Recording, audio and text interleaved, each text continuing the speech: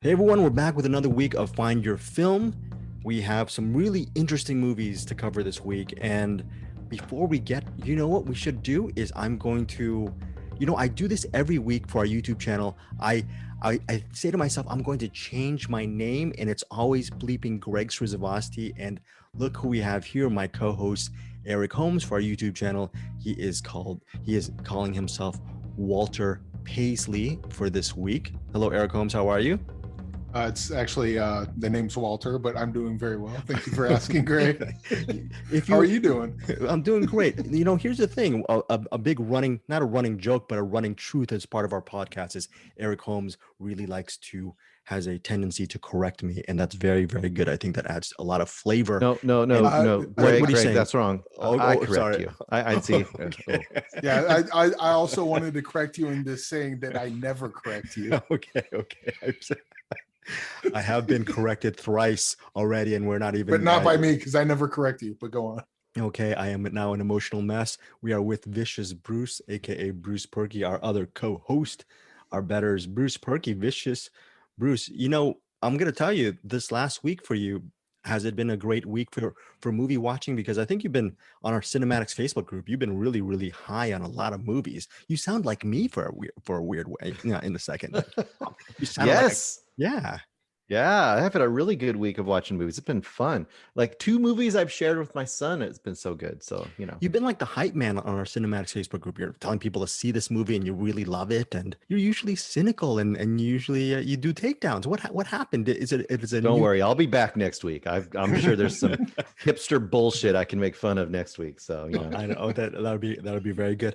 Our 3 main movies that we're covering this week is, first of all, Fear Street 1666, Fear Street Part 3, 1666. I don't even know if they call it Part 3, but we all know it's the third Fear Street, it's 1666. This podcast, just for evergreen purposes, is coming out on Friday because Netflix actually wants people who actually review 1666 not to spoil it for anybody. So they're actually making all the reviewers release it day and date. Eric Holmes, do you think that's a good idea? So people like us don't spoil 1660 thing.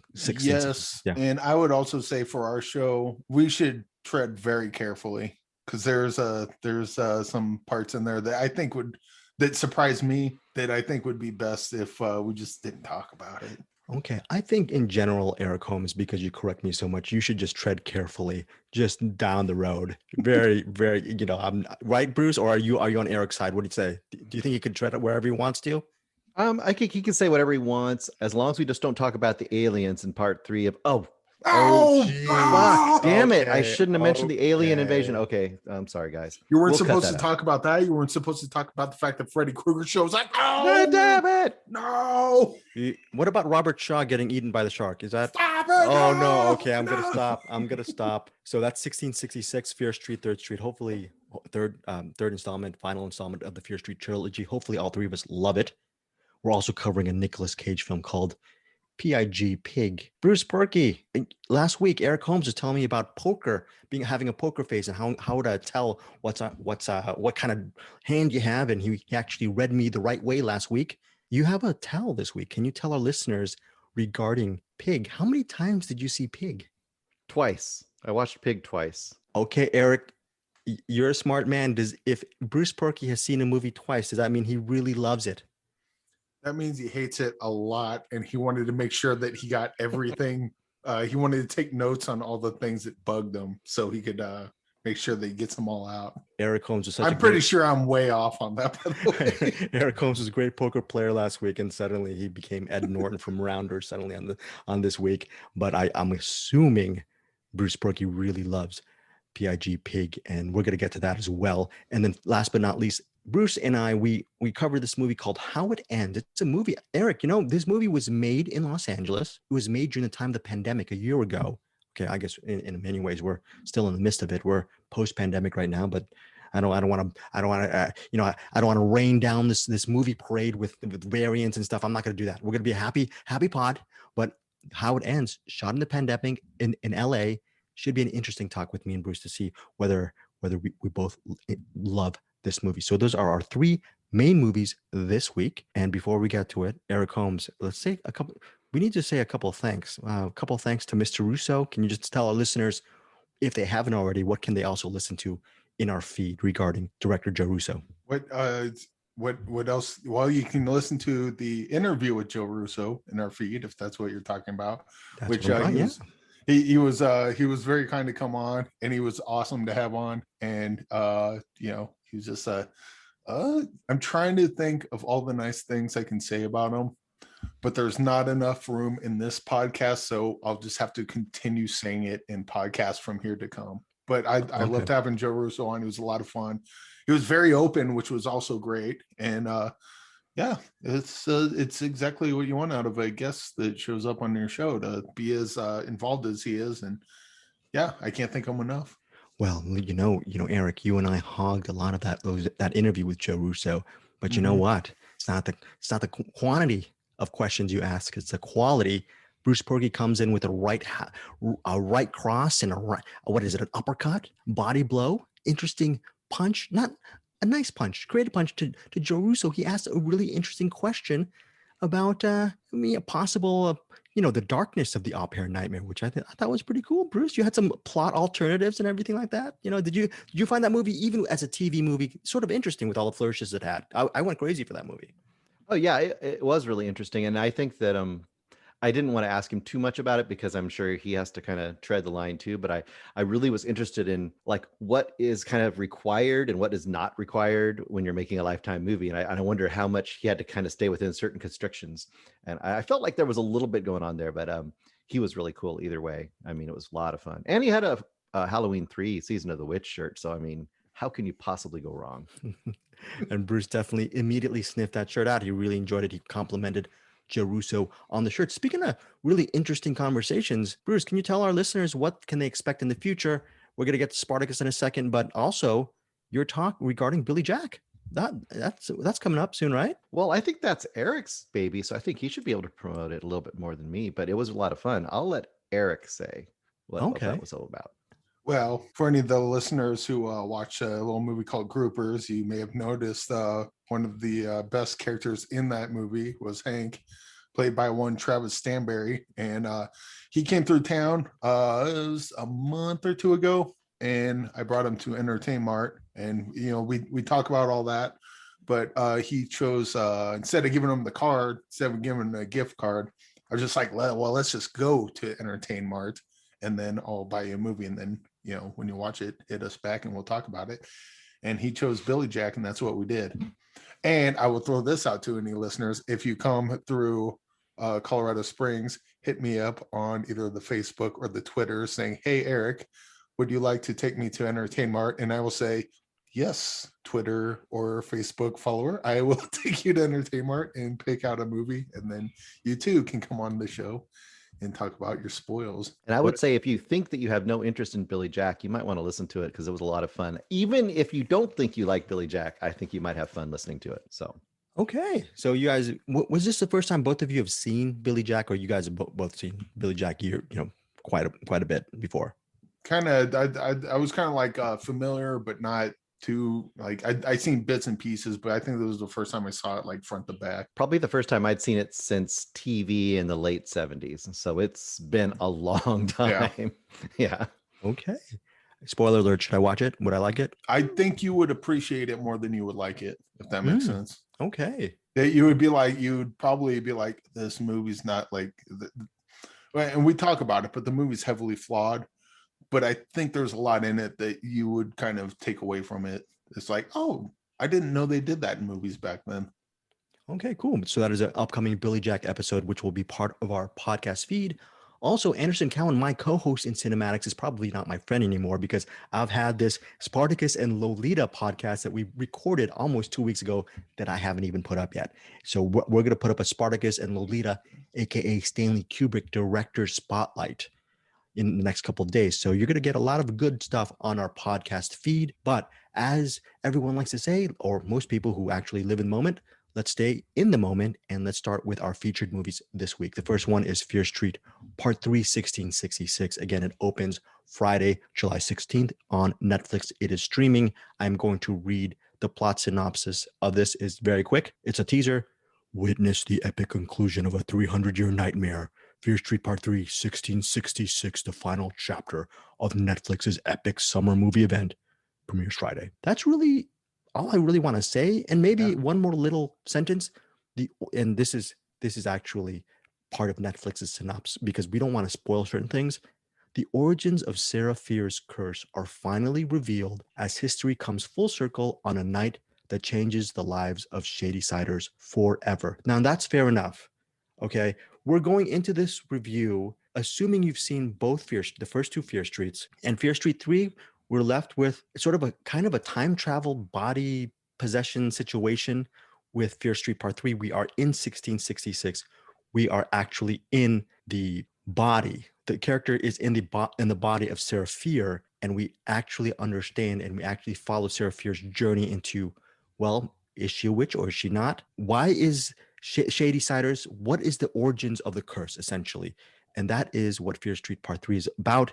Obviously, you've seen, a lot of you listeners, viewers have seen portions of clips from Fear Street Part 3, and you're thinking, does it feel like a sort of a horror version, amped up horror version of something like Arthur Miller's The Crucible or something like that? Yeah, maybe a little bit of both. First off, Bruce, what did you think of Fear Street Part 3, 1666? I think it was the first half. I'm not going to get too much depth into it. We got to be really, like Eric said, we got to be really careful here. Let's just say the part, you can guess that part of it's going to go back to present day at some point, because otherwise you would have no closure on the beginning of this. But I would just say, to me, the part of this that is focused mostly on the 1666 is really effective. I thought it was really, really good and surprisingly emotional. I think that the final part to me is a little more middle of the road as far as it's a little more kind of standard action horror-y kind of stuff. I wish there's no way to do it, I don't think, because of some plot twists that happen. I kind of wish we could have somehow interwoven the two. So maybe they both came to an end at the same time. I don't think it's possible, though. That being said, I think it's a solid end. I just wish the emotion that happened in 1666 side could have been there at the end of the other part, to me. But it's still a recommend. Okay, good. Eric, your thoughts? All right, so we got Return of the Jedi, Superman 3. What else we got? We got Godfather. Dream Warriors, Godfather 3. These things all have one thing in common, and that is that they're all the best of the franchise.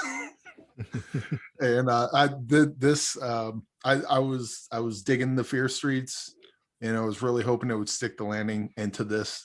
And in my opinion, this movie absolutely did. And actually, I think this can kind of, along with the previously on Fear Street that they do at the beginning, because you kind of need that, because it's not Fear Street 1666 isn't quite standalone, but with a little bit of extra editing at the beginning, this totally could be a standalone. But it's not. There's two other great movies that come before it. So this is I would say this is a official horror classic, especially for the younger horror fans. This I really wish this came out when I was a kid, because this would be like you talk about great trilogies. Lately it's the new Planet of the Apes trilogy. And you got to throw this one in the bucket now, because I think that, even with the problems we had with the first two with the needle drops, it's like everything else about the movie is so good that you just overlook that. I mean, that just speaks to how great all three of these movies are. I don't really want to say too much about the plot other than watch it. Not quite what you think it's going to be, as the other two are, for that matter. And yeah, this one really worked for me. I do kind of agree with Bruce said. I like the first half a little more, but I dug the whole thing. Okay, now credit goes to Kiana Madeira. She's the main actress behind really the first and the third films. That's not too much of a spoiler. In the first one, she plays the main character, Dina, and obviously we're assuming you've seen the first two films. At the end of Fear Street 2, Dina actually, or maybe it's Fear Street 1, what she actually touches, I believe, Sarah Fier's hand, and she actually gets transported. So bottom line is she's transported into Fear Street Part 3, and she is, as you can tell from the videos you've seen before watching the movie, she is in the body and mind of Sarah Fier, because she gets to see what Sarah Fier goes through in 1666.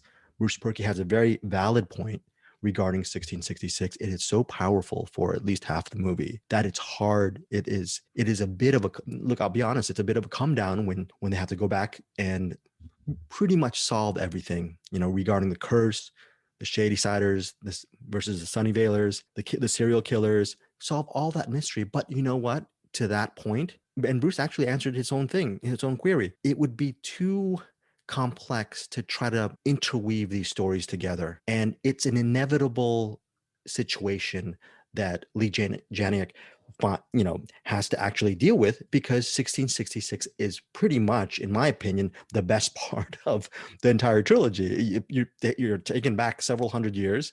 It's a completely different tone from 78 and 94. But that said, to Eric's point, I still thought it wrapped everything up. The mystery of Sarah Fear surprised me in a very good way. I was really happy with it. It's a weird thing, because I agree with what Bruce, what you're saying, but I just felt it was inevitable. It was an inevitable. Yeah. You can't, honestly, I was thinking, look, 1666, if they had a director's cut and it's just 4 hours, and it's just 4 hours, 3.5 hours of them in 1666, I would have loved that. Would it have been a better movie? No, it would just be more indulgent, because the world is amazing. But still, I don't see, Bruce, I don't see how you can get around that, and it still works. The only way you could do it is to not have, there's a twist, which we're going to just kind of say is a twist. There's a twist about a certain character in this third one that you'd have to reveal earlier. That's the only way you could get around that. But even then, it would kind of mess it up. And yeah. The only thing I wanted to bring up, I wanted to highlight even further that, is it Kiana or Kiara? Kiana Madeira. Yeah. Kiana, she was really good in the first episode. She didn't have a whole lot in the second one. She is excellent in this episode. I mean, this is like star turn material. She is so good, and she has to hold a ton of the weight of this this final episode. I also would say that the killings and the stuff that happens are much more horrifying in a true way, I think, in this one as well. I think there's always some elements that were like, whoa, that was more than I thought I was going to get. And kind of to Eric's point, I would say this is great for kids, like we're saying, this is what, young adult kind of level probably, but it has guts. And so many young adults ones want to be like bloodless, and they don't want to have guts. And this has like guts in storytelling. It has guts in actually, there's actual consequences, there's actual violence, and there's actual thematic heaviness here underneath the light, fun that you're having. There's a lot of heavy stuff going on here, which I really appreciate. Eric Holmes calls this trilogy a classic. Bruce, would you agree with that? Does it hover towards it being classic, or how do you feel about this? Yeah, I think it does. I mean, for a trilogy of movies that are all coming out at the same time, I mean, especially if you're looking at young adult, like what else are you going to compare to? Twilight? This is better than Twilight. Hunger Games? This is consistently better than Hunger Games. I mean, I'm thinking of like recent trilogies for kind of that age group, and then to add to be a horror one on top of that. I can't think of a horror one even compared to something like Die Hard. Like, everyone loves the first Die Hard, and the second, it just gets worse as the I don't know, say another trilogy that everyone, like Halloween. Well, that's a bad example. The Godfather. Oh wait, it's a bad example. But I mean, there's certain trilogies that people like. Oh yeah, I love that trilogy, and they cite the first one. Oh, what about the second one? Well, that one sucks. Well, a third one, that one kind of sucks too. But like, you don't get many horror trilogies that progressively get better, or at worst stay equally the same as they go through. Right, and everyone's going to have favorites out of this trilogy, but I would think anyone who likes any of these is going to think that they're all of equal to better. You know what I mean? There's none of them are like bad. You wouldn't look at any of these. If you like them, you would going to like all of them. You might like one a little bit better than the other, but that's kind of quibbling, I think. Also, it would be cool to actually see this ultimately as one movie, right? Mm-hmm. One big glop of what 6 hour movie or something like that, 5.5 hour movie, and it would work that way, because really there's a lot of we have favorite moments within those 5.5 hours. But I agree, Eric. I feel that this is a classic, and it's hard to actually get to that level on a trilogy basis. So I don't think that's a spoiler, because the one thing that this movie has over like even something like MCU movies is that people that are dead stay dead. Like the Here, stakes, you're right, the yeah. stakes remain, but they go back to the people who have died in the previous movies. And there's one scene in particular that got an emotional wrench out of me again, because it got an emotional wrench out of me when it happened. In the previews, you see they bring people back, but they didn't bring them back to life. They're I mean, like you said, they're ancestors maybe, or yeah. It's a weird mirror sort of thing, but Mhm. but the the stakes are there, the stakes remain. And I think that's bad things happen and it's sad, but then the characters find a way to press on, which is you don't see that in movies. Usually you want to find a way to oh, they died but they didn't really die, or oh, we'll use magic to bring them back, or any number of things that you can do. And they put their foot down pretty hard on this one. It's like, no, once someone's gone, they're gone. And because this is a horror movie, and that's what happens. And yeah, I can't say enough good things about this. I'm totally glad I saw it, and I can't wait to watch it again. Also, on our wider scope, the real horror, a lot of the real horrors, of course, are the tragedies and the killings, and whether one's a witch or not, the curse on a town. But also there's the social horrors where that are exposed in the Fear Street trilogy, where it says there's, if you live in Shadyside, which means if you are a lower middle class, poor, or middle class blue collar family, the idea that you cannot make it out of your station because of a curse. And over in quote unquote Sunnyvale, where people are in their mansions and everyone's happy and entitled, and they don't have to worry about their finances, there's this really cool social schism that is felt throughout the series, where on a surface level you're torn apart by the kills and the curse, but also on the flip side, you're realizing that it's really a story about something that's what Bruce, like endemic. It's just like centuries upon centuries. There's going to be a ruling class, and there's going to be a class who might pay with their own blood just to get the wheels moving. Right. And it's got this big message stuff, but I think why it works is because it always goes down to the emotional core of characters that you're attached to. And that's why this works. It could have been just big message movie and been really broad all the way through. And it's broad with this core of heart, which is what makes it work, I think. And yes, I cannot say Bruce was very on point. Very good performances by a really talented ensemble within the Fear Street trilogy. Definitely want, Benjamin Flores as Junior, as her brother Henry, is awesome as well. Got to give him props, but got to give everyone props. But again, Kiana Madeira, if she does not do a good job to anchor the first and the third movies, honestly, this trilogy wouldn't be as awesome as it is. Okay, she flowers to Kiana Madeira. Eric Holmes, final thoughts regarding this movie that I believe we all strongly recommend. Yeah, it's an absolute recommend. I don't have final thoughts on this because I will continue to think about this movie. I will continue to watch this trilogy, and there will not be any final thoughts today. My thoughts will go on. Very good. Involving Sarah Fear and her trilogy of terror. Ooh. Yes, that is very good. Hey, Bruce, did you realize that we're dealing in books this week? There's like a book in the Fear Street stuff, and we're gonna deal with a book later on in the. Did you ever find that connection? I just found the connection right now. If you found the connection a week ago, that means you're way smarter than me. No? You didn't see the book, the black book. I know, but I'm not way smarter than you. I didn't. Come on. I think you're way smarter than me. Okay, so that's it. That is Fear Street Part 3, 1666. Strong recommend from every one of us. It's obviously just, I'm so glad it did not disappoint. Friday, July 16th via Netflix. Now, also July 16th, here's the bad news. It's not on VOD. It's not on digital. So lazy people like me can't pay $9.99 or $12.99 or whatever to rent this on VOD. You must go to the theaters, which I don't like to do. Here's the good news. I'm antisocial. I'm a hermit. People like Eric Holmes and Bruce Perky, I'm sure if they had their druthers, they would be seeing the Nicolas Cage film Pig, because that is the only way you're going to see it. You're going to have to see Nicolas Cage in Pig in theaters, not VOD or digital. He plays a truffle hunter. Okay. He lives in Oregon in the wilderness. He has a ramshackle house. It's him and the truffle pig. You've seen the trailer, folks. Truffle pig gets kidnapped. And this man in the wilderness, who you can tell from the trailer, he's probably a former celebrated chef. He goes into town to find his truffle pig. And the trailer suggests it seems like a revenge thriller that is very intense. And wow.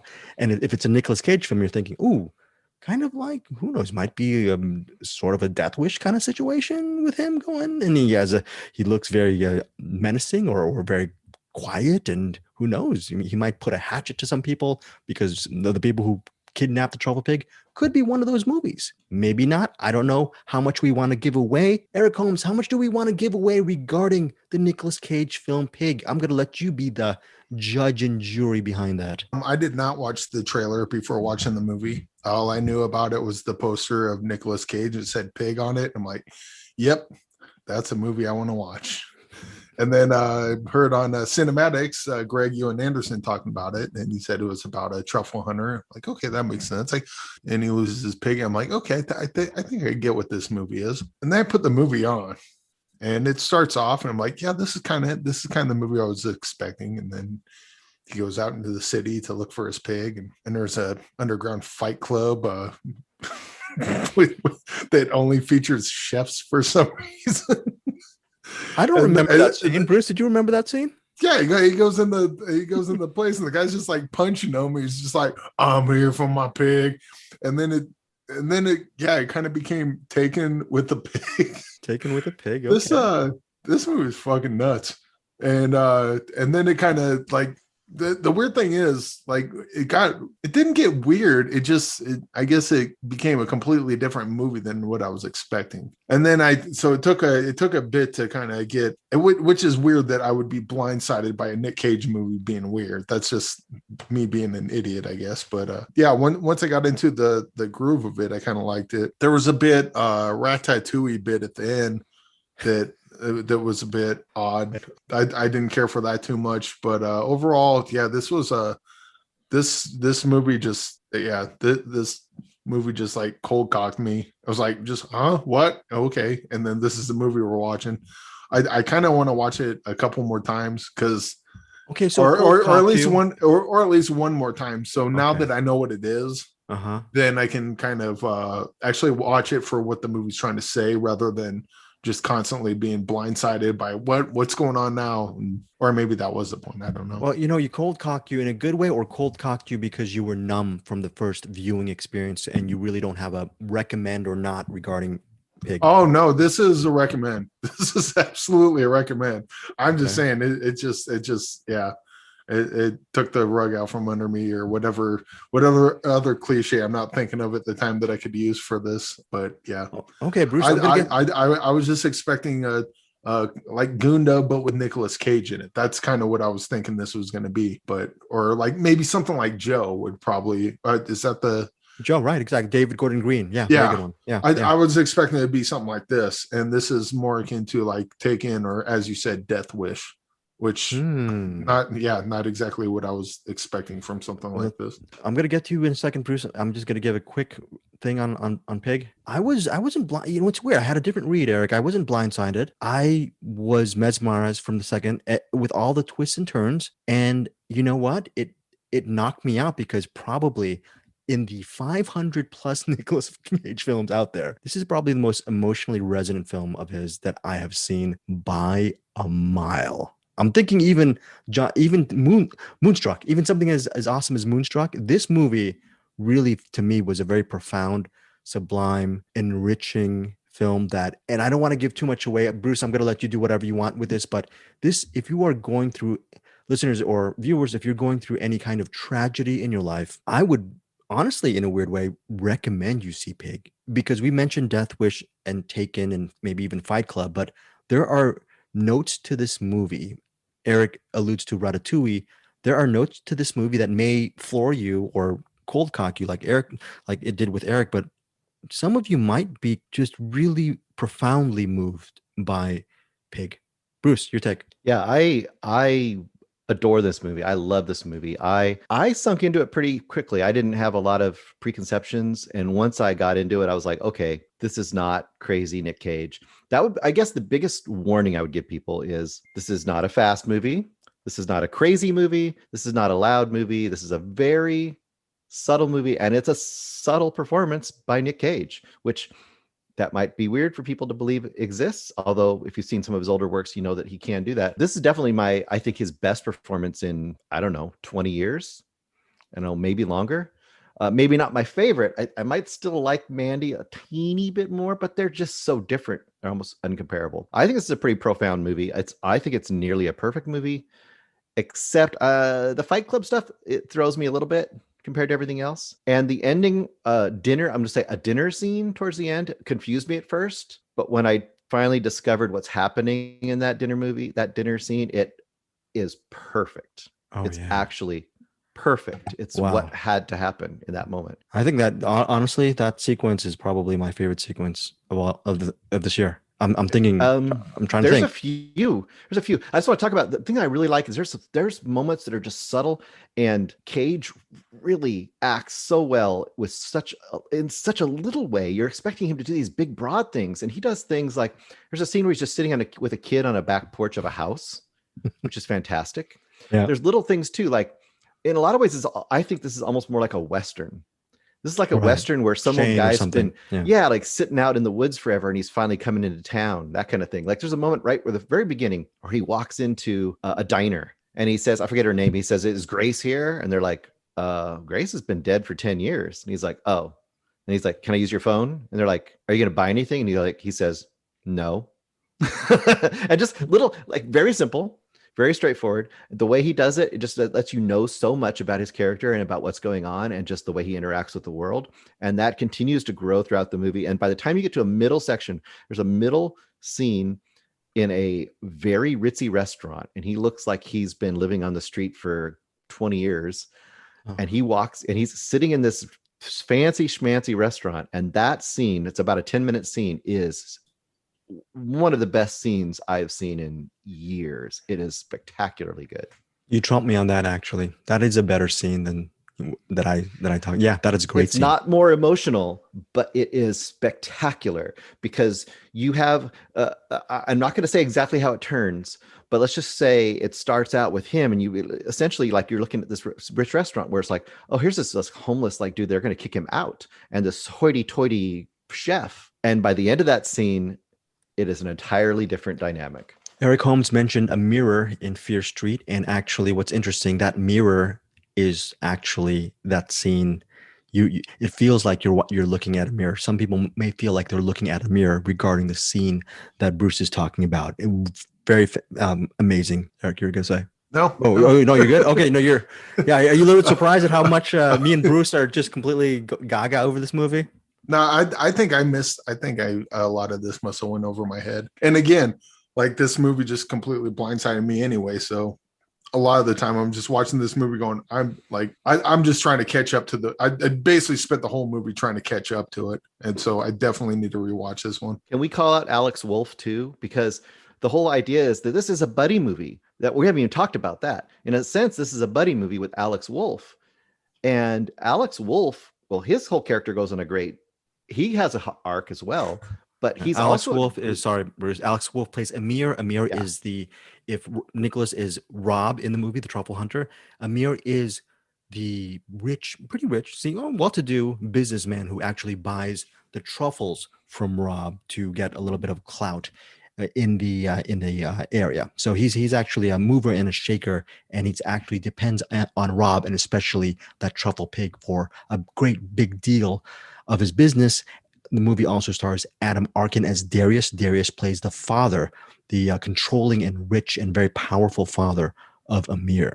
So, Bruce, I'm sorry, you're going to say. No, that's all I was going to say is that he does a great job in this movie, and I think his addition as a foil and as also kind of a sounding board for a lot of the stuff that Nicolas Cage is doing really gives a lot of the spice. I'm gonna be corny, but I mean, it really adds a lot to this movie. There's a lot of things that would be lost if he didn't have that interaction, because if it was just Nick Cage as a solo act, which he has some scenes where he is kind of a solo act, but just as a solo act going through this world, it would be much starker and much colder, and you wouldn't get that richness of his character, I don't think, coming out. I mean, it's in the best way. Pig is so awesome. I just forgot about Nicolas Cage. I just felt like I was watching an amazing film. Amir, he starts off at one place in the movie, and he ends up in a certain way, and you're floored because as a supporting character in many movies, even if they're great, they're usually used to support the main character, not go on their own journey. And you get to see Amir's own journey as well within Pig. It's a very, I don't know, Bruce, did you find this to be in a way cathartic in a sense because of what Rob, played by Nicolas Cage, goes through? Yes, I think so. We could talk more about it, but if we would have to get into spoilers, but yeah, I think it's absolutely cathartic. I think that people who only know one Nick Cage, like maybe younger viewers who've only seen him in the last 15 or 20 years, might be actually quite shocked by what they see here. But this just goes to show you that he's one of our best actors, and he's just given it all to whatever he goes to. I heard somebody else talking about this movie, and they were saying they were comparing him to like Vincent Price and some of these other actors that would act in everything, but they always were a star. And if you gave him the role, like look at Vincent Price, we talked about him in Dr. Phibes, in the later part of his life, every so often they get a role where they can just like lose themselves in it. And you remember why we love him besides his craziness. He is a gem. He's beautiful. He deserves more of this on top of the other crazy stuff. Okay. So that is Pig, directed and co-written by Michael Sarnowski, and it's also co-written by Vanessa Block. Again, stars Nicolas Cage, Alex Wolff, and Adam Arkin. And yeah, high recommendation for me. One of my favorites this year. Bruce, obviously one of your favorites this year. And solid recommend for you, right, Eric? This is a recommend, but for completely different reasons than you guys think. This, I got a particular set of skills. Look for my truffle hunter pig, and I hope you have them. Otherwise, I might break your neck. It'll be so interesting. It'll be so interesting if you get a chance to actually watch Pig again. I wonder if because Bruce saw it. Bruce, did you get something different other than that sequence we talked about? Did you get a different kind of feeling the second time you saw it? It definitely hit me different because I already knew where it was going. So I was able to kind of sit in that mode all the way through. Whereas I think your expectation definitely changes as it progresses. So the first watch is definitely, I think, going to affect more like what you're talking about with Eric. Yep. This is a weird thing. This is the funny thing about movies. I thought out of all of us, I thought the one who was going to really go crazy for this movie is Eric Holmes. And it ended up being both you and I just going bat, for this movie. So, and that said, do you guys think that there might be some people who might just be thrown off by the whole tone of the movie? Because yeah.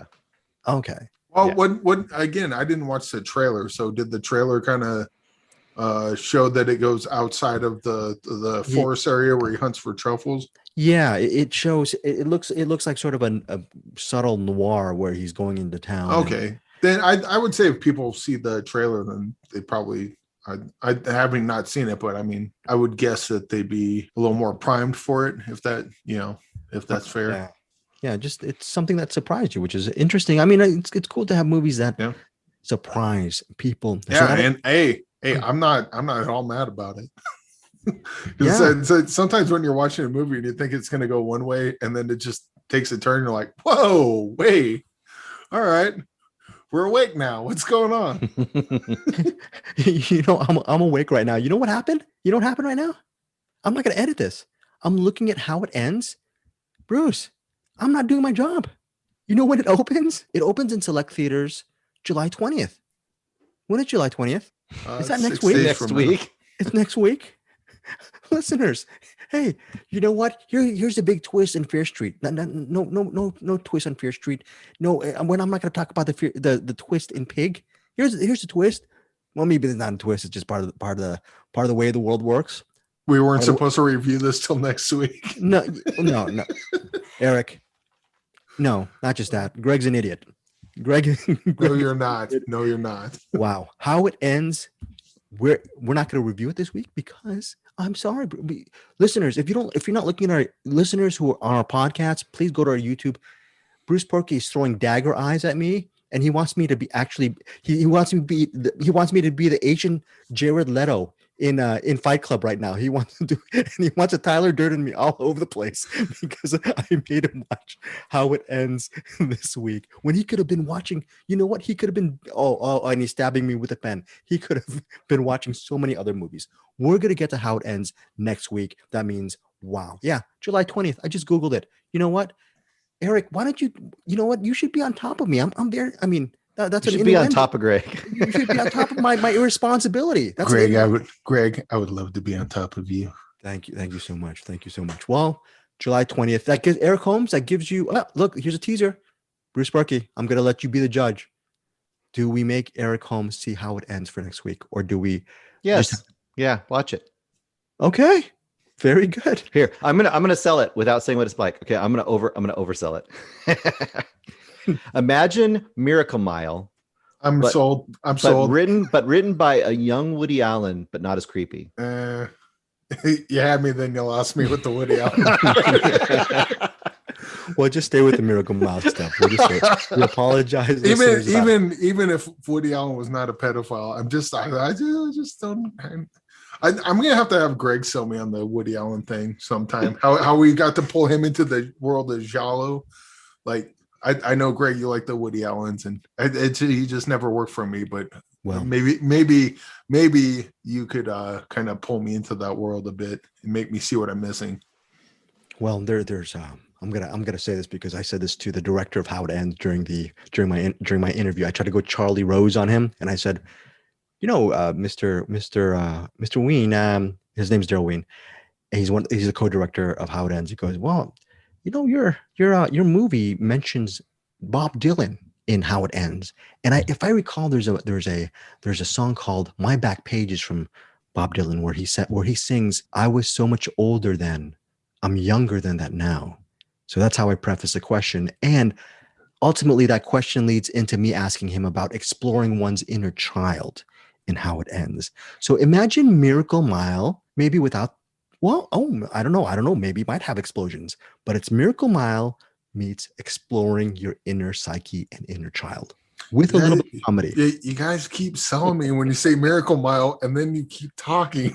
It just blows me. Okay, whoa. Okay, look, you can't start with Miracle Mile because the bar you can't see the bar you can't because it's off the screen. Okay, so Bruce, anything you say after Miracle Mile will automatically be worse than how you started it. Okay, well, look, just watch How It Ends next week. Here's a spoiler. It's like Miracle Mile, and the main leads in this movie are, wait for it, Mayor Winningham and Anthony Edwards. You excited about that? Who's Mayor Winningham? Anthony Edwards, yes. Who's the lead in Miracle Mile? Who's the lead? They were the leads in Miracle Mile. Okay. I was nervous. I was nervous. I don't know if it's clear. I suck at actors' names. Don't. Again. So the dumpster is now officially on fire.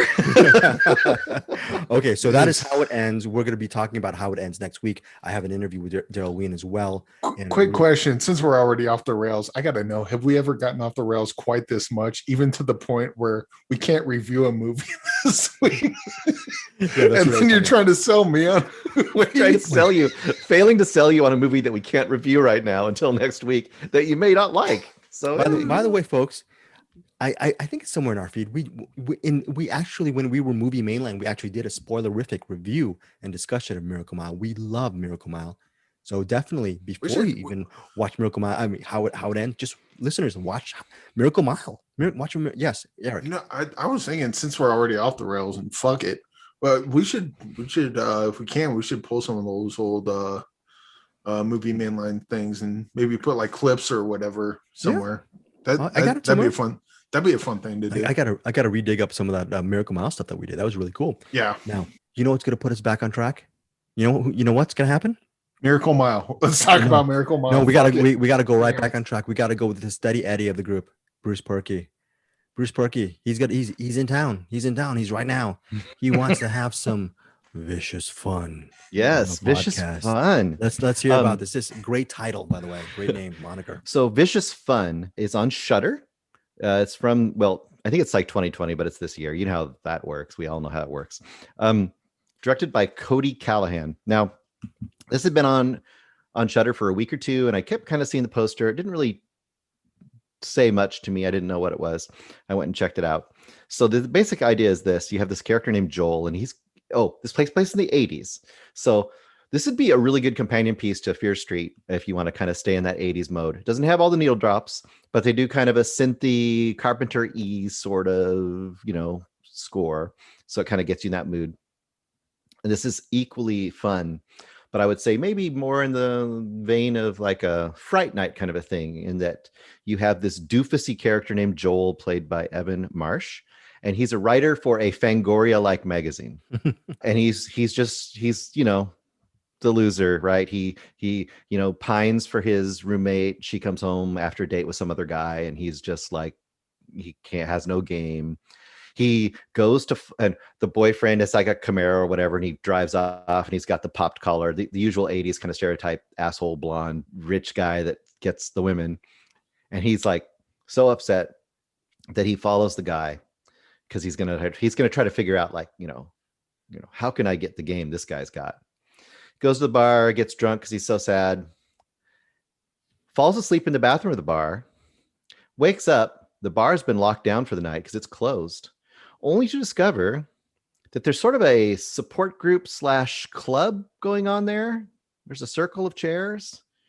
He joins it, pretending like he's supposed to be there because they don't know who he is. Like, apparently they don't all know each other. They've all meeting for the first time. Come to discover they're all serial killers of different types. That's a great premise. It's very good. And so the fun begins. Great supporting cast. Each killer is a different type of killer. Like, one's the Jason type, camp killer. Another guy's like a more of a meticulous, nerdy type. You've got a great character actors too. You've got David Koechner in here as one of them. You've got Julian Richings. And if you don't know the name Julian Richings, he is the father, the older guy in Anything for Jackson.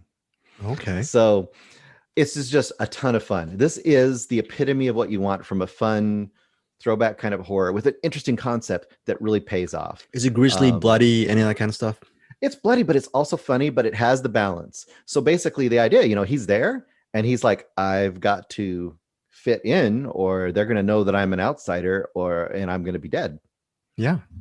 He's like, and you're wondering how he's going to get out of this and where this is going to lead. And it leads some very, very, very fun directions. So fun. And how unexpected directions too, or maybe. Yeah. Unexpected. And really the key of a movie like this is you've got engaging, very entertaining characters. Like, each one of these killers has his own style, and each of them is funny, and each of them is charismatic. They got great character actors. There's a partner he ends up with, but I won't tell you who that is, that helps at some point. And there's some great humor with some police as well. This is just a no-brainer. If you like that 80s style fun, that's why I compare it to Fright Night. Kind of that kid who is out of his element and all of a sudden is dealing with something way out of his element. And he doesn't know what to do, and thus the adventure begins.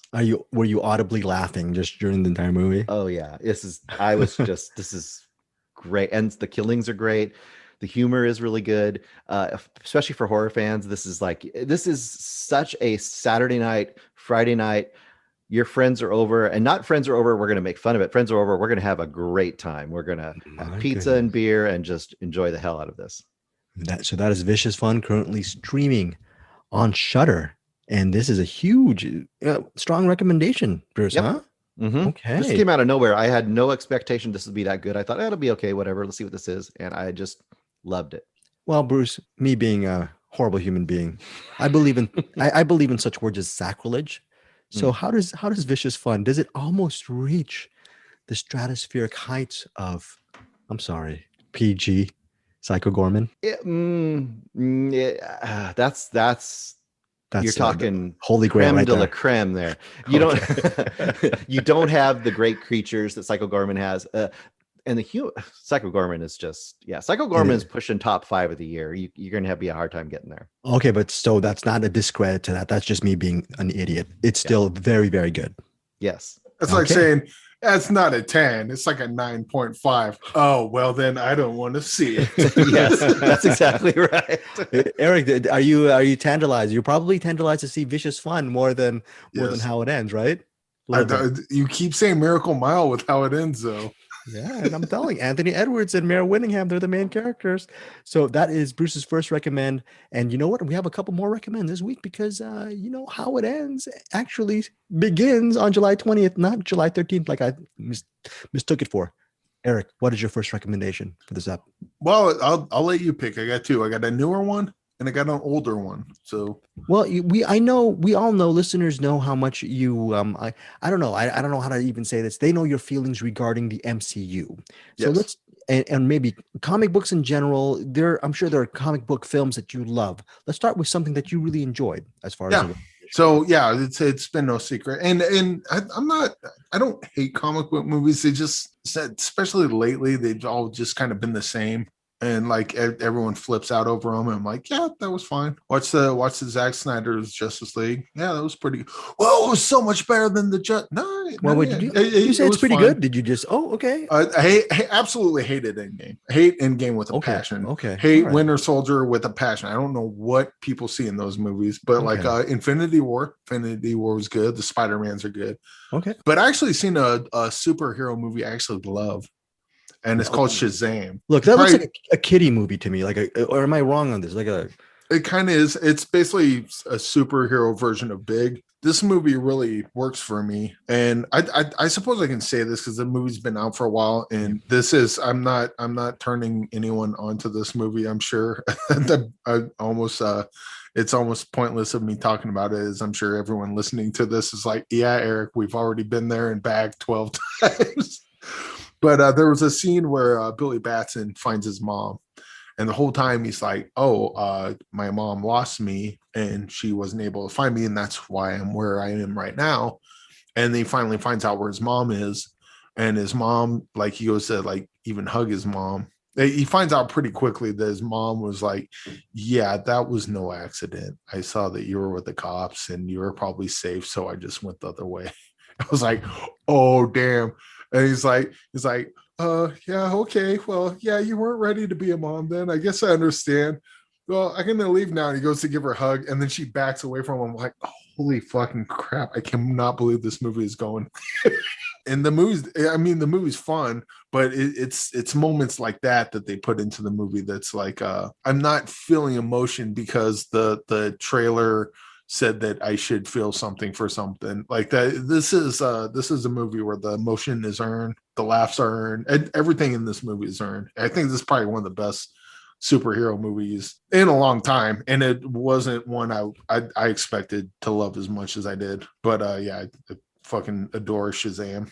And, is it one of those things where they just made a lot more risks when it came to telling the story, meaning this movie is a lot better than it should have been regarding the climate of comic book films? I think where this movie does its best is that it's a movie. This isn't meant to set up the next movie. You know, it's got a couple of Easter eggs here and there, but it doesn't lean so heavy on them. Like, oh, Shazam, your name's Martha. Wait, Martha? Like in the other movie, and then we're going to set up the movie. Like they don't do that stupid ass shit. And then like the MCU movies, I mean, the MCU movies are fine, but for the most part, I shouldn't even say this out loud. It feels that the only reason the MCU movies exist is to set up the next MCU movie. And the only reason that movie exists is to set up the MCU movie after that. And the only reason that one exists is to so there's no stories in any of these. They're just basically 2.5 hour commercials for the next movie that's going to come out. And so it's pretty, at least for me, it's pretty easy to just kind of ignore them. But yeah, it's Shazam stands alone, stands on its own. They do make reference to other DC movies, but I mean, if you're not familiar with most of those, which I'm not, it doesn't really matter. I mean, I'm familiar with Batman and Superman, but like I'm sure they make reference to some detail in the movie that just went right over my head. But I didn't care about that. I didn't care about Shazam 2. I didn't care about the bigger story of Justice League. I didn't care about the Batman or Superman or Wonder Woman movies that's coming out. I just care about Billy Batson and his relationship to him trying to find his mom and his relationship to his foster family. And then him trying to come to terms with, being the superhero. That's nothing new, but this is like one of those superhero origin stories. It's also fun. Like I really enjoyed watching him discover his powers. And yeah, this is I think more superhero movies could learn a thing or two from this. but I don't think that this is highly regarded, so maybe not. This movie was a big hit and is actually roundly loved, I believe. Okay. Yeah, so Shazam was a hit. It's good. Actually, it's a surprise hit, if I recall. I mean, they knew it was going to do well, but they didn't know it was going to do that well. It's good that this, you're actually making me want to see. Well, yeah.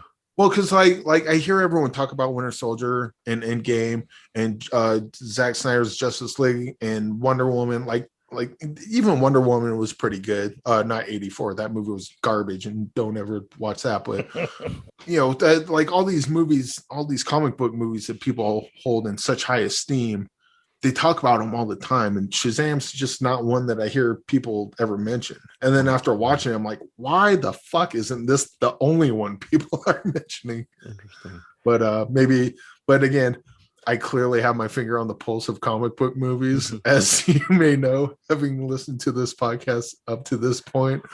So take that for what it is. But I really, really enjoyed Shazam quite a bit. Well, if you haven't seen Shazam, take Eric Holmes's advice and go check it out. I believe it might be streaming on HBO Max, if I recall. But now it is. Okay, Eric Holmes is talking about Shazam being a standalone film. Sometimes standalone has to actually not stand alone, and eventually maybe that sequel will happen. So speaking of sequels, if you really love Shazam, Shazam Fury of the Gods hits theaters June 2nd, 2023. It's going to be a while before you see Shazam in theaters. I fully expect to be roundly disappointed by the sequel. Oh, no. You will probably love it. Hopefully it'll be in the same spirit as the original. Now, Bruce, you have another recommendation, and you have this weird thing the last week. You're just watching movies twice. Is it just a thing? You're just watching movies over and over again? Are you like the girl from Censor? You're just going over the tapes, the VHS tapes? Yes, exactly right. Okay. My oldest son has really started getting interested in movies lately. He wants me to suggest movies to him. In fact, that movie Come True that I talked about a couple weeks ago, he loved. So I watched a movie this week that I thought might be up his alley, and I went and watched it again with him. Since I had a rental and it was 48 hours, whatever they give you for the rental, I thought, let's watch it again. This movie is called Meander. Just came out.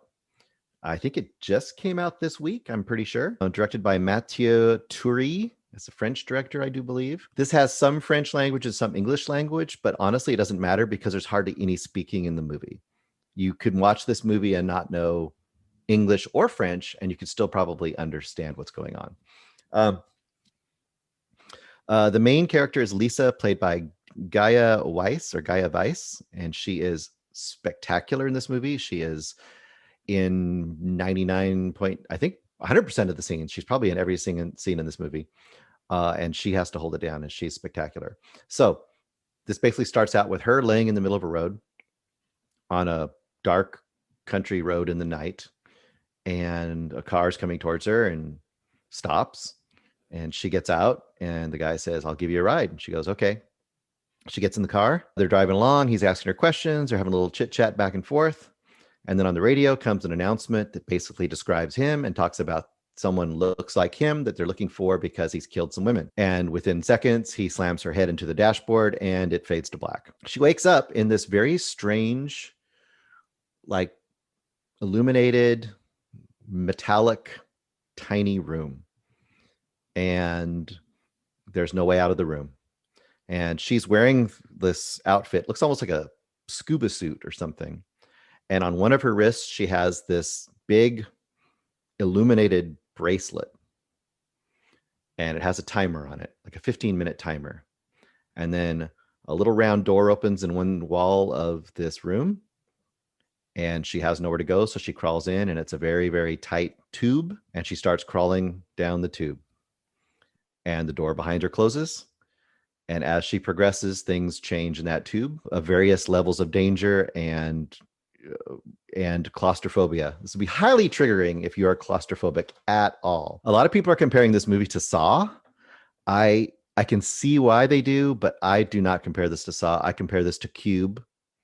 This is much more similar to Cube. And some people have, as it goes on, and as you might guess, there are variations and things keep changing, and slowly but surely you start to discover what's going on, where she is, what's happening. It's almost exposition-less storytelling, which I really appreciate. Very, very high concept. Some people, as it reveals what's going on, like it less because they want it to be more of one type of story and less of another. I liked it more.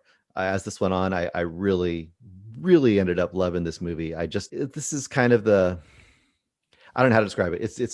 I love it. It's wonderful. And she There are is some movies. spectacular. There are some reviews here on IMDb. I'm like 1, 2, Mhm. 3. And some people say it's ingenious, giving it a 10 out of 10.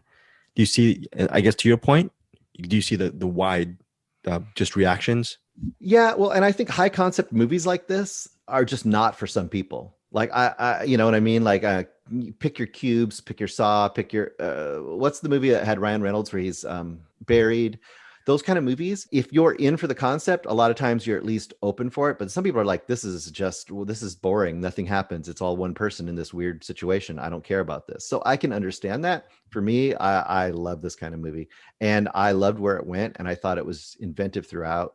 And there's a couple sequences where an alteration occurs that blew me away, where I was like, oh, wow, that is so cool. And my kid liked it too. He was really thoroughly entertained by it. So, okay, so that is Meander. It's spelled 2 ways. I guess if you're in the States, meanders and like wander, Meander, or you could spell it meander, yeah, Meandre. So whatever way, there's going to be different ways to discuss it. It's one of your tops of the year, right? One of your top films. I really like this. I mean, maybe we'll also stay there by the end of the year. It may or may not, but it's so stylish, so cool, and just so inventive. I loved this movie. So real quick, just so I'm clear on the premise, they're in a tube and then something happens to them and then a door opens, they crawl into another tube, it closes behind them. Well, that basically Cube with the tube. They should have called it Cube.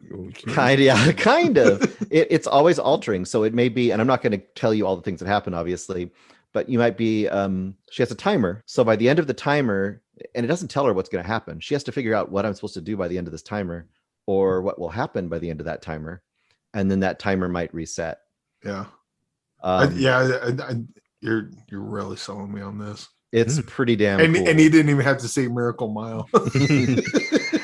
Okay, so like, it's like Miracle Mile in a tube. Miracle Mile in a tube. So that's Meander. Again, that is on VOD digital, right, Bruce? Just that was a rental for you. Yes, it was a rental. Yep. Mm-hmm. About okay. $2.99, $3.99. I mean, to me, it's well worth it. I mean, I watched it twice, for God's sake. I would think if that sounds interesting to you, you're at least going to enjoy it, and you might love it. Did your son love it? He really liked it quite a bit. He liked Come True better. That's his favorite movie of the year so far. So, Come True. Well, obviously, you're giving your oldest son, a lot of bad advice, Bruce, because when he asks you about some good movies, the first thing you got to do is just, what's your son's name again? Not Andrew. I only know him as not Andrew. What is Daniel? Daniel. My bad. You just tell Daniel one thing, okay? Before he gets and sits down with you to watch these Meander movies, give him the 20 to 30 De Palma movies. Just say, hey, get back to me when you're done with the whole thing. Start with Bonfire of the Vanities, and then work your way to the top. Well, I'll tell you what he wants to watch next. You tell me if I'm off base. He actually wants to read The Silence of the Lambs and then watch The Silence of the Lambs. Oh, that's interesting. I would do that. Very cool. Yeah. Yeah, you can do that. I mean, I did it the other way around, but it's been a while since I read the book and saw the movie for that matter. But from what I remember, they're both quite similar. There might be like a couple of scenes here and there that they changed, but I remember them being pretty on point. Mm-hmm. Okay, before we get to I've never read. I don't read, so I've never read the Thomas Harris book. But Eric, do you have one more recommendation before we get to our pick of the week for our box pick?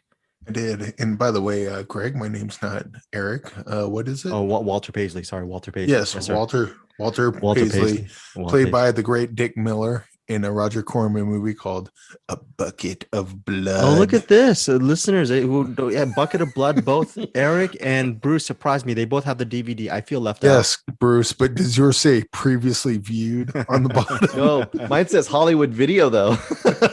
Yeah. How the heck? I don't know. How the heck did you guys do this? Have you guys both always had a Bucket of Blood DVD or something? Or what's going on? I just picked up the DVD at the Entertainment the other day and then found it on a streaming service that I'm no longer going to say out loud because I'm angry with them right now. Okay, fair. Okay. Fair. Yeah, Bucket of Blood is really good. It's real short, Greg. It's like 65 minutes long. Oh, yeah. An hour and 5 minutes. Where has this movie been all my life? Directed by Roger Corman. Definitely into that. So, And so Dick Miller, everyone knows him from the greatest movie ever made, Gremlins. He played Mr. Futterman, and also knows him from the other greatest movie ever made, also as Mr. Futterman in Gremlins 2. And probably the 20th best movie ever made, Demon Knight. He was also in that as Anyway, Bucket of Blood is Dick Miller plays this guy Walter Paisley. He's like, I'm just a busboy, man. But he's in this hipster place. What they call them? Beatniks. Beatniks, yeah. Yeah. It's just a bunch of art. It's basically a bar for art people. Dick Miller's he's a busboy going around. He's always just kind of, he can't focus on his job because he's always looking at, he's listening to the poet. And he's looking at people drawing pictures. He's just really impressed by everything. Oh, shucks. Why can't I be like these guys? Hey, guy, you're really good at the poetry. You were saying this and this. And it's like, I never repeat a word I say because that is to repeat a moment in your life and blah, blah, blah. He's like, oh, shucks, guy. That there is a good way of thinking. I'm going to think that way myself. And then, but anyway, Walter Paisley, though, he's just a lonely guy. And he spends a lot of time at his house. He goes home and he cooks some beans, and he starts hearing he's got this clay. He's gonna make something. I'm gonna be a sculptor. I'm gonna make something out of it. And then he starts hearing a cat meow. He's like, "Hey, cat, how'd you get in the wall? Here, don't worry, I'll help you out." And he goes to get a knife to cut a hole in the wall to get the cat out. As soon as he stabs the knife in the wall, out of just pure chance, it just got the cat right in the heart and killed him. Come on, cat. You okay? Oh, he gets the cat out, and there's this dead cat with a knife in him. And he's like, oh, man, he feels so bad about it. And then he looks at the clay, and it's like, huh. And then so the next scene is Walter Paisley is like, hey, yeah, I made the sculpture for you. And it's like, wow, that is really good, Walter. What do you call it? I call it a dead cat. Oh, it's so lifelike, all the detail. And so he starts getting a bunch of praise from the other artists in this beatnik bar for this wonderful cat sculpture that he made. Later on, he decides that he's talking to some girl and she slips him some heroin. He doesn't know it's heroin because he's kind of a prude in that way. And he goes home, and this police guy, hey there, Walter, I know you got heroin.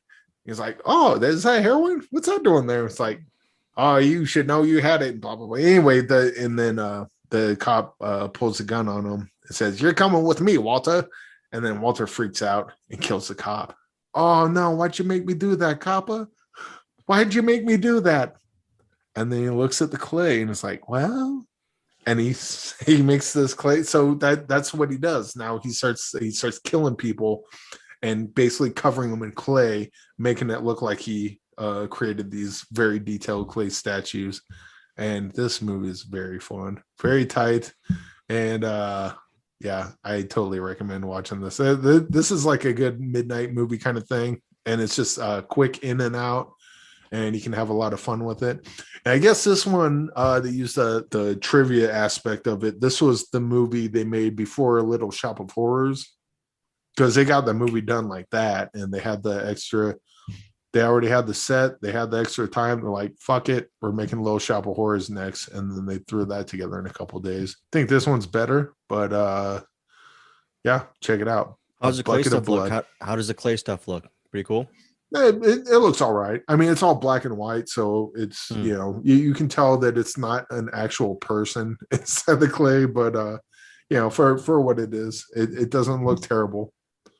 Bruce, you have the DVD, so I guess love it. Oh yeah, this is a no-brainer. This is such a fun weird B movie, and yeah, this is one of the best parodies of like hipster art culture that I've ever seen, honestly. And it actually kind of nails it in a way. Yeah.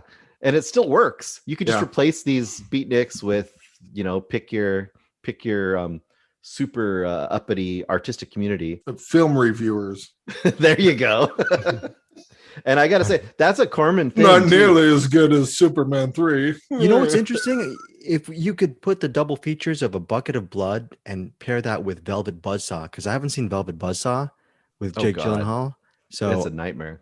Oh, that movie just really is horrible. Velvet Buzzsaw is one you could watch and make fun of because it is just a train wreck and a half. And it tries to be this. It's bad. Actually, this one would actually go good with a little Shop of Horrors, but I would do the Frank Oz one. This movie would make a really good play.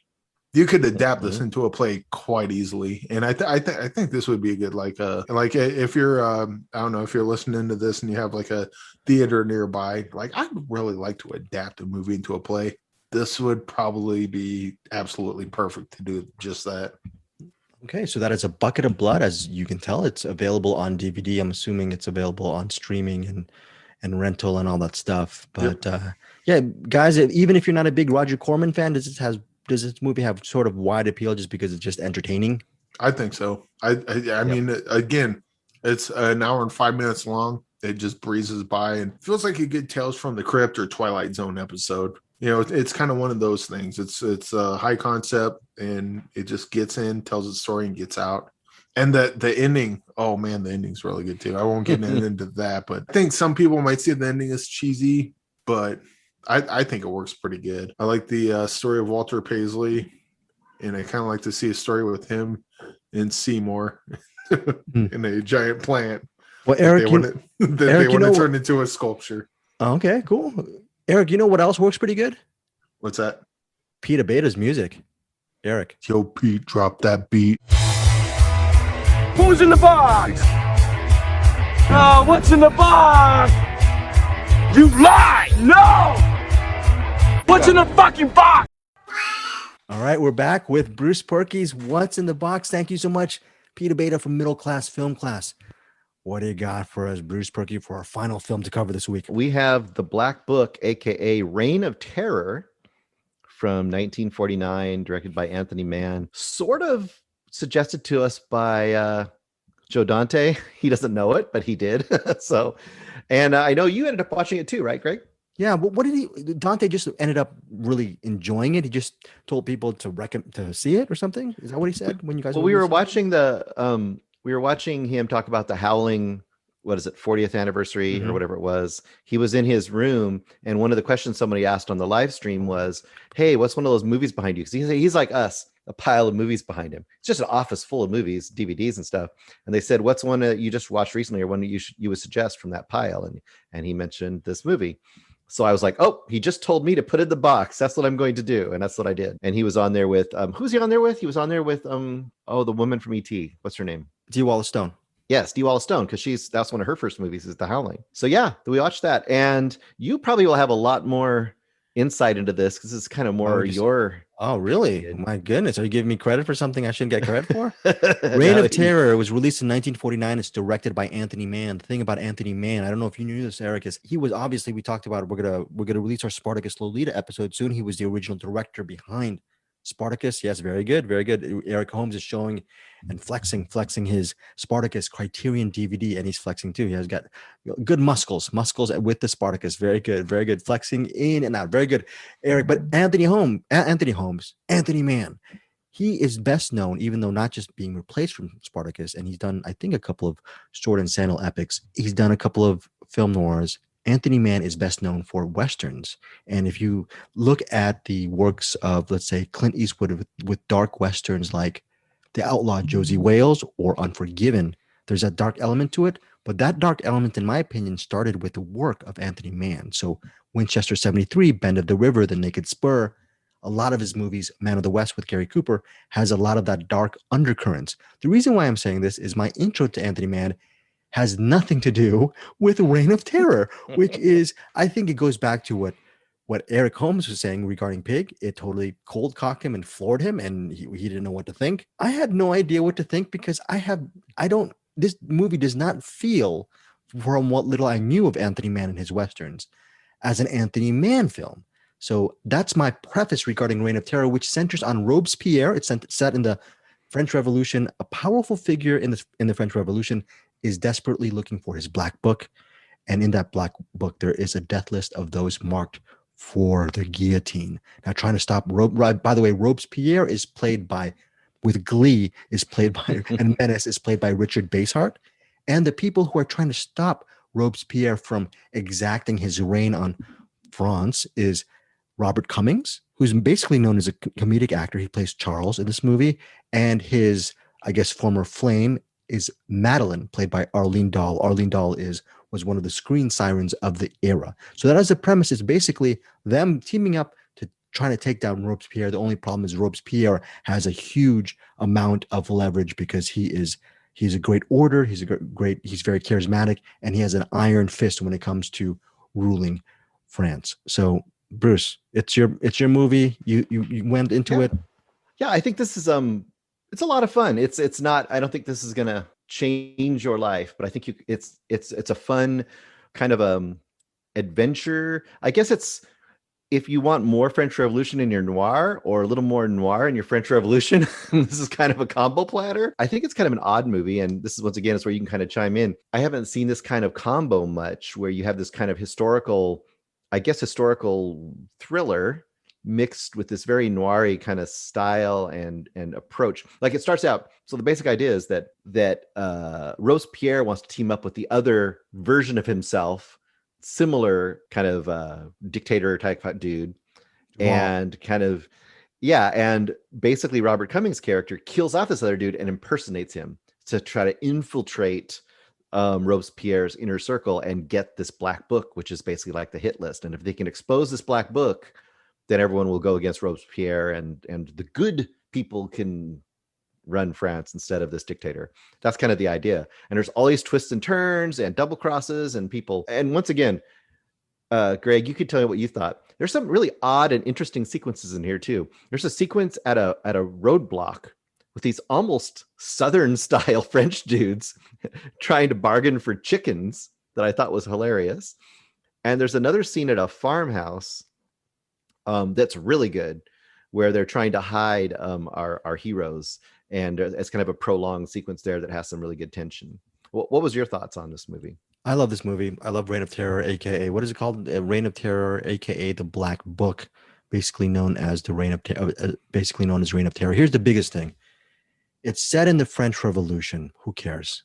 Yeah, it really, it doesn't matter. It really doesn't matter. This movie, I've seen a lot of movies. This is the one. When I think of a movie, this movie moves at 1.5 times speed, meaning it moves faster than it should. When you start the movie, it doesn't end. It just continues. There's wall-to-wall movement and motion and action, and everything is ramped up. You really don't have time to breathe. I love that about this movie. It's just, Bruce, you were saying it's odd. It's odd because of its speed. Yeah. The reason why I say this, don't even worry about this being a French Revolution film. The only thing, in my opinion, right now, especially if you're a cinephile, the only name you have to know is John Alton. John Alton is the cinematographer behind this movie, behind Reign of Terror. He's considered probably film noir's best, or one of the best noir technicians and lensers, artists of his day. He lensed the Joseph H. Lewis movie, The Big Combo, which we all loved. Okay, so if you know The Big Combo, there's a ton of style behind this. And with Reign of Terror, this movie, a lot of reviewers are saying this movie is very expressionistic, and this movie is painterly. It's beautiful. If you like the play of shadow and light, this movie, you can literally just turn the volume down and just enjoy the images behind Reign of Terror. It's a beautifully shot movie, and honestly, there is a lot of action, and you just don't know where it comes. It's, you know what? It's so out there. It reminds me of that movie that we reviewed maybe a month and a half ago. What was that movie with Burt Lancaster? Castle Keep? Oh, yeah. Yeah, it's just one of those really out there movies that you go, I don't know how this movie was ever made. I don't know. Well, I can understand maybe because you want to make a movie about the French Revolution, but this might be the weirdest movie about the French Revolution, right? Just like Castle Keep might be one of the weirdest movies about World War II. I think it's just highly, highly recommended. I'm glad that Dante recommended. Also, my mom loves this movie. She actually she saw this on YouTube several weeks ago, and she loves it. So yeah, and we didn't say that it's available on YouTube because I guess they lost the rights and it became public domain. So this is public domain, so you can watch this on YouTube and not feel guilty. There's a couple versions. One of them's really good. I also wanted to call out, and what you thought about this too. There's a couple moments of really good suspense. Like there's a moment where a person is going to recognize that he isn't who he's supposed to be, and they're waiting for this just lackey guard to unlock a lock. and he's having trouble with the lock, and you're like, he's got to get the lock unlocked. And there's another scene where the book is left in a place it shouldn't have been left, and it's almost Hitchcockian the way that's played out. This is a very underrated movie. I think it's just because, like you said, it's an oddball type of movie. Another regarding John Alton, I'm looking at his IMDb. He's worked with Anthony Mann before in the 1947 and 1948 film noirs T-Men and Raw Deal. I can't wait to watch those movies because, again, Alton is. I think. Do you agree, Bruce? If you just want to watch it for the images, it's like Night of the Hunter. You can just watch and just go, wow, beautiful. So, and it's just simple entertainment too. It's just very like, this is meat and potatoes entertain. Like, this is not a heady, you don't have to like sit down and really like sit and think about it too much. You can just enjoy the ride. And like you said, enjoy the visuals, and also just think like as a piece of history too. It's kind of odd and interesting too, just to see this weird mishmash of genres kind of put together. If you like to see a lot of fire folks, a lot of horses galloping, a lot of people waving their swords and yelling and double crosses for literally nonstop reign of terror on a story level should work for you. Again, it runs on 1.5 speed. Now that is it. Oh, Bruce. One other thing I wanted to say, I love the little clips like this. There's a scene where one like horse-drawn wagon is chasing another one through, I think it's Paris. I don't know where they're at. Yeah. And they've set it up so a farmer's like cart will block them to block the people chasing him. And I loved it because then the people that were chasing him just shoot the farmer. They just shoot him off the cart. And I'm just like, little stuff like that. That's a great little touch. You didn't have to have that, but it was just, they did. Yeah, that was hilarious. That was like, I can't believe when that happened. I go, that just happened. My goodness, shot the guy off the cart. There he is. My God. Okay, this is the kind of movie that we're watching. Speaking of the kind of movie that we're watching, what kind of movie are you going to be watching next week for What's in the Box? What's in the what, Eric? What's in the box? Hey, Bruce. Bruce, what's in the box? What's in the box? Oh no. This is a good one. The gentleman that we interviewed about the oh shoot, my brain is bad right now. Joe Russo? No, the Penny Black guy? Yes, Penny Black. Yes. Symbio Psycho Taxiplasm. Okay, right.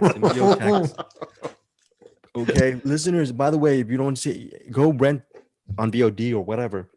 The Penny Black is a very interesting documentary. Love that. And also check out our YouTube and our podcast feed. We interviewed the filmmakers behind the Penny Black. Really interesting stuff. So that is, what is it again, Bruce? What is the movie you're watching again? Symbio Psycho Taxiplasma. I have to plasm. Okay. I can't even say it. I don't even know. Okay, next up for next week, we're going to be watching I believe a Mark Wahlberg movie called Joe Bell. We just got that link. I think, Eric, we might be getting Mandibles. We might be getting, Bruce, you haven't gotten Mandibles yet. I think we're looking forward to getting Mandibles, which is when the giant human fly in the back of a car. That should be an interesting thing. Very good. I predict love or hate. I don't think I'll be anywhere in between on that one. So. And I think there's one more movie that we're thinking of getting. I don't know. Is there anything else that we're covering? We're covering the Mark Wahlberg, Joe Bell, and then we're talking about the flies. Maybe that's the one we're supposed to talk about this week. But wait till next week. Miracle Mile meets just Miracle Miles. And we're going to be talking next week. Finally, we're going to be reviewing How It Ends, which stars False Advertising, Mayor Whittingham, Anthony Edwards, Real Advertising, Zoe Lister-Jones, and Kaylee Spaney. Kaylee Spaney and Zoe Lister-Jones are the real stars behind How It Ends. Okay, speaking of How It Ends, Eric, do you have any final comments you want to talk about? Anything you want to throw out there? We should be having some Green Knight in our near future regarding their role-playing game. And things are getting a little bigger than I thought they would be. So it'll take a little longer coming out, but it's going to be freaking sweet when it does. How's the game? Game works? Do you like the game? Yeah. The game works like a D&D game. But instead of fighting, it's more like you have a bunch of different events.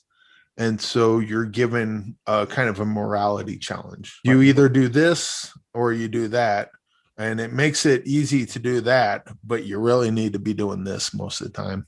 And it's fun. It's what do they call that? They call it words that aren't morality, head. Choice, moral life choices, dilemma. Moral dilemma. Yeah, there you go. Yeah, each event is a moral dilemma, and the moral dilemmas get more and more difficult as you go along. It's a pretty sweet game. I've always had a problem putting moral and dilemma together in a sentence. It just doesn't really work with me. I have trouble putting many words together in a sentence. Okay, so that is interesting. Some board games with the, what is it again? The Green Knight, right? That's a movie, The Green Knight. Yeah, Green right. Right there behind. People. Oh, the Green This Knight guy right here. Okay, which actually you can go to a24.com, get a copy of it yourself. Very cool. And it's a very easy game to learn, and just pick it up and play it with your friends. I mean, it's one of those things you can set up like that and play almost immediately. That is the Green Knight. And then, by the way, the movie comes out later this month, I believe, the last weekend of July, as per usual. Bruce Berkey, final thoughts regarding before we're out of here. My final thought is that we're going to have so much great stuff coming out this week. You need to definitely listen to our upcoming talk about Billy Jack, and you need to listen to Mr. Anderson Cowan on some other platforms, but mostly with us talking about Spartacus and Lolita. All right, guys, that is cool. We will be very beautiful plug, Eric Holmes, on Spartacus. Thank you guys so much for listening to Find Your Film. Always hit us up for movie recommendations. Definitely Bruce Berkey with What's in the Box. We will see you next week.